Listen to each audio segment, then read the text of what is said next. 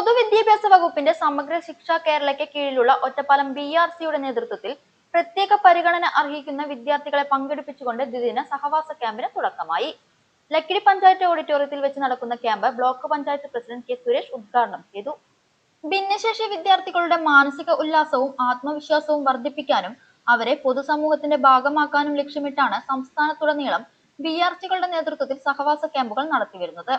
ഒറ്റപ്പാലം BRCക്ക് കീഴിലുള്ള 20ഓളം വിദ്യാർത്ഥികളും അവരുടെ രക്ഷിതാക്കളും പങ്കെടുക്കുന്ന camp block panchayat president K Suresh ഉദ്ഘാടനം ചെയ്തു. ഗ്രാമപഞ്ചായത്ത് പ്രസിഡന്റ് ചിത്ര ടീച്ചർ അധ്യക്ഷയായി.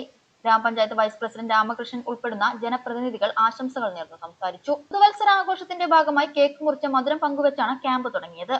ഉദ്ഘാടന ചടങ്ങിൽ BPC PM Venkiteswaran, special educator A Supriya തുടങ്ങിയവർ സംസാരിച്ചു.